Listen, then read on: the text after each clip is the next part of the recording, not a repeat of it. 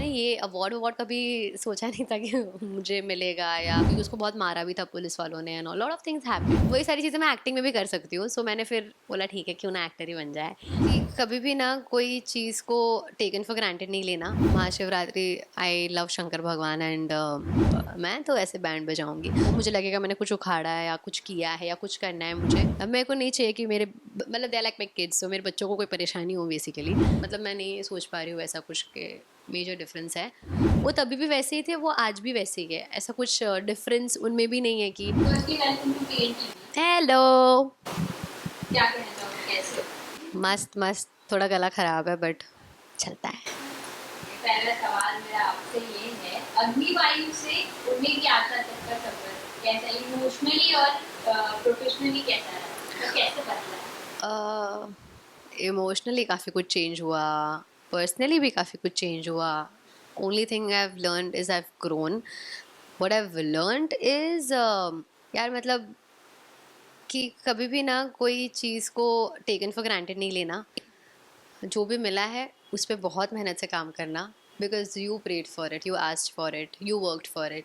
So don't take people and thing for granted. Respect everyone, okay? And because of people's love, मुझे लगता है कि आज मैं जो हूँ जहाँ हूँ, it's because of everybody's blessing. तो बहुत कुछ सीखने मिला है, and it has been quite a journey, because हर जगह से कुछ नया सीखा है, बहुत लोगों को मिली हूँ, बहुत लोगों से मिलकर उनसे कुछ सीखा है। And even professionally if you see, as an actor also I've evolved a lot, I've learned a lot many things with respect to like how to give a particular shot, like that hair flip thing or eye blinking, a lot of things कि हर चीज़ के reason जो होता है वो क्यों है, क्या है, कैसा है। तो काफ़ी कुछ सीखने मिला है। साथ में जानना चाहिए आपने पॉजिटिव और नेगेटिव दोनों ही रोल्स किए हैं, तो आपको सबसे ज़्यादा चैलेंजिंग कौन सा लगा? थोड़ा नेगेटिव, थोड़ा डिफ़िकल्ट है, बिकॉज़ आप कभी अच्छे हो और अचानक से आपका एक वियर्ड सा थॉट जाता है कि you know I am gonna do this with her, मैं तो ऐसे बैंड बजाऊंगी। वो एक चेंज ओवर होता है, एक पर्टिकुलर लुक होता है, मतलब बहुत मेहनत लगती है उसमें। But again that was a challenge, and that was something that I wanted to do. देखना चाहती थी, एक्सपीरियंस करना चाहती थी कैसा लगता है, कैसा होता है। सो मैंने पूरी कोशिश की कि मैं वो अच्छे से निभाऊँ, and I think yeah, I enjoyed both. Like I enjoy both the phase, like the positive one and the negative one.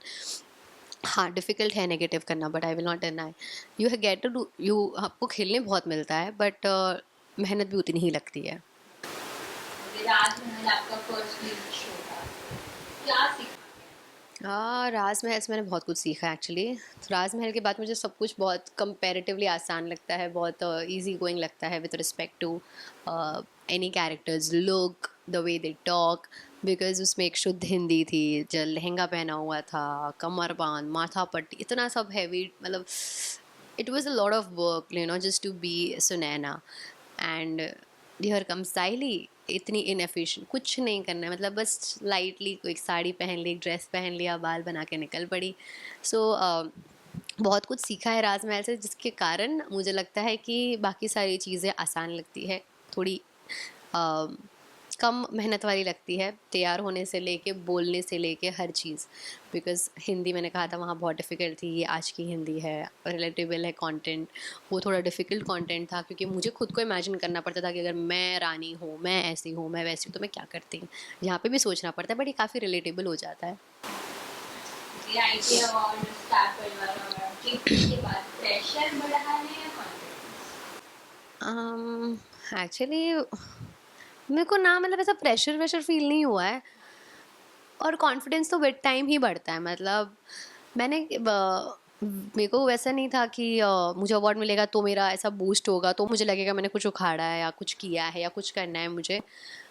I think I am blessed that I receive one, and it's because I have worked hard every day, and I prayed hard for the things that I am doing today.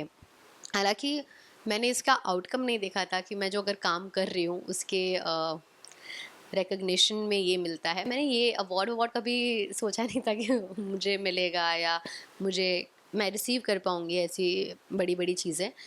तो ये एक part, एक pro जो मुझे मिला है चीज़, ये एक एड ऑन है मेरे काम पे। जो चीज़ के लिए मैंने प्रे किया था वो था काम, और अच्छा काम, स्टार प्लस का show and this and that. But ये सारी चीज़ें तो मतलब अनबिलीवेबली आ गई है, बहुत ही अच्छा लगता है, बहुत ही फुल ऑफ हैप्पीनेस वाली फीलिंग है। तब वो टाइम पे मैं नहीं रियलाइज़ कर पाई, but now that I look back I am like कि यार ये बहुत बड़ी चीज़ है, लोगों को सालों निकल जाते हैं, मतलब people take 10 years to receive any particular award और एनी थिंग, और मैंने वो मेरे शो के फर्स्ट ईयर में ही रिसीव किया है। It means something is good, something I am doing right, what I don't know. I only know one thing is कि मैं आती हूँ, काम करके जाती हूँ, मुझे ना किसी को दुखी देखना है और ना ही मेरे को किसी को दुख देना है, परेशानी नहीं करनी। तो मुझे लगता है कि somewhere when you are very clear with your work, with your people around, you are good to everyone. It's not just being good, but you actually need to be good. So I think कि लोगों की blessing है जिसकी वजह से आप जहाँ होते हो आप पहुँच पाते हो, या जहाँ पहुँचना चाहते हो वहाँ पहुँचते हो। फेवरेट बहन और बेस्ट एक्ट्रेस का अवार्ड लेने का पर्सनली क्या मायने? बेस्ट बहन मेरे लिए बहुत ही इमोशनल चीज़ है, because for me I have raised my siblings, I feel like. Obviously my parents has been a part of it, obviously they have been doing a lot of things for kids, but मैं काफ़ी emotionally connected हूँ मेरे siblings से, because बचपन से लेके आज तक मैंने उनको बहुत सारी चीज़ें सिखाई है, बहुत चीज़ें की है उनके लिए, and the only thing that I feel is कि I want to do a lot of things with them, okay. अब मेरे को नहीं चाहिए कि मेरे मतलब दे लाइक माई किड्स, तो मेरे बच्चों को कोई परेशानी हो बेसिकली। एंड आई थिंक कि वो बहन का किताब मिलना, भले ही 2 साल से मुझे वही मिल रहा है, तो मुझे लगता है कि समवेयर मेरे भाई बहन यही चाहते हैं कि उनके लिए मैं बेस्ट बहन हूँ, इसीलिए मुझे बेस्ट बहन मिलता है, विच when I receive. And that's when my third sister told me, Neha दीदी यू गॉट बहन वाला, तू छेज बेस्ट એટલે। एंड दैट वाज लाइक कि हाँ यार, मतलब you make sense, I in real life also I think I love them so much, they love me so much, they respect me so much, because of which I've received that particular thing, that particular name. साइल का character mould करते वक्त आप सबसे पहले क्या सोचते, script director या क्या?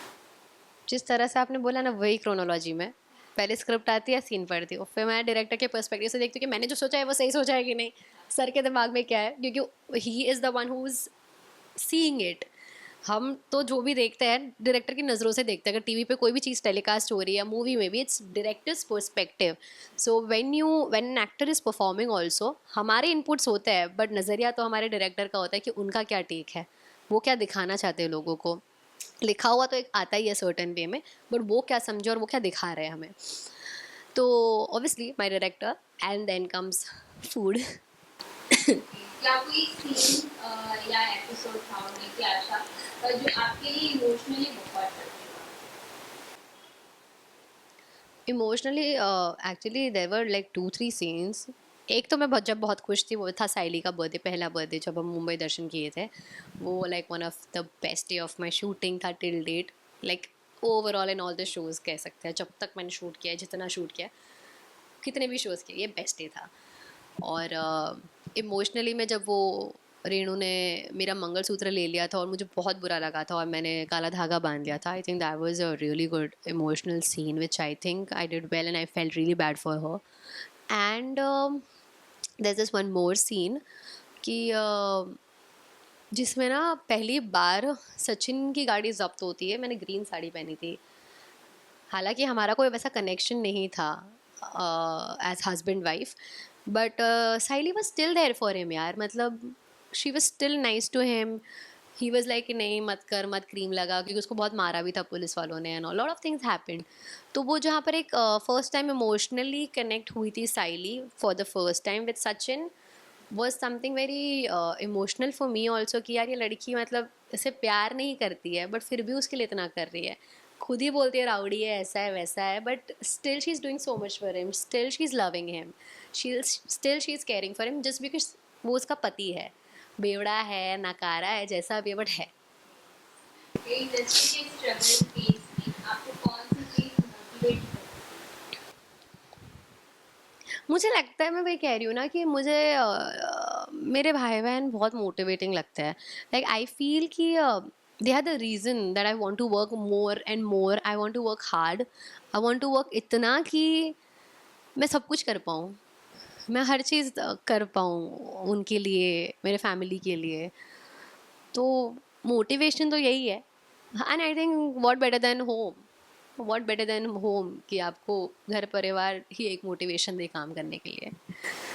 न्यू एक्टर्स के लिए आज के टाइम में सबसे इम्पोर्टेंट क्वालिटी क्या है?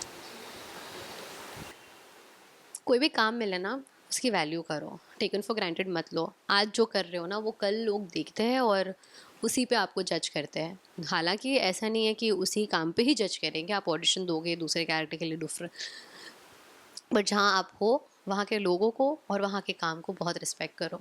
सर पे मत लेना. Prince ivy and real life में हाँ, सबसे बड़ा डिफरेंस डिफरेंस. है साइली और रियल लाइफ नेहा में क्या difference? वो है कि वो मैरिड है और मैं अनमैरिड हूँ.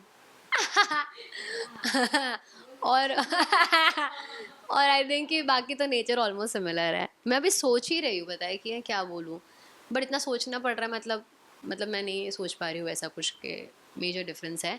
बस वो मैरिड होके ऐसी है, मैं अनमैरिड होके एक पर्टिकुलर वे हूँ. अच्छा स्पीड उसमें भी होगा बाहर भी सॉरी. स्पीड तो बाहर भी होगा तो मुझे ऐसा लगता है कि इतना तो नहीं है. बाकी तो लोग बताएंगे यार. कमेंट करके बता देना अगर आपको कोई डिफरेंस दिख रहा है तो. आगे आप किस टाइप के रोल्स एक्सप्लोर करना चाहोगे ओटीटी फिल्म्स या समथिंग टोटली नहीं, I am fine with everything actually. I would take opportunities which I feel are right for me my career and I would opt for it. तो कोई सोच के नहीं रखना होता है कि यही करूँगी वही करूँगी. मतलब मेरे को चलेगा. I would want to do something that I like and I will ace it. आज के टाइम में एक्टिंग ना होती तो नेहा क्या होती? बहुत कुछ. मैंने बहुत कुछ सोचा था, पर पता है एक्टर बन के ना बहुत कुछ बन सकती हूँ मैं. वो भी मैंने देखा. पहले मेरे को कभी ये बनना था, एयर हॉस्टेस बनना था, टीचर बनना था, बैंक में काम. वही सारी चीज़ें मैं एक्टिंग में भी कर सकती हूँ. सो मैंने फिर बोला ठीक है क्यों ना एक्टर ही बन जाए. बट या अगर नहीं होती तो मैं या तो अभी टीचर होती या तो obviously which I studied investment banking का, मैं वहाँ पर काम कर रही होती. वो एक्टर कन्वर्ट के लिए क्या करना चाहिए? मतलब मस्त आदमी है. हाँ, फुल टाइम पास.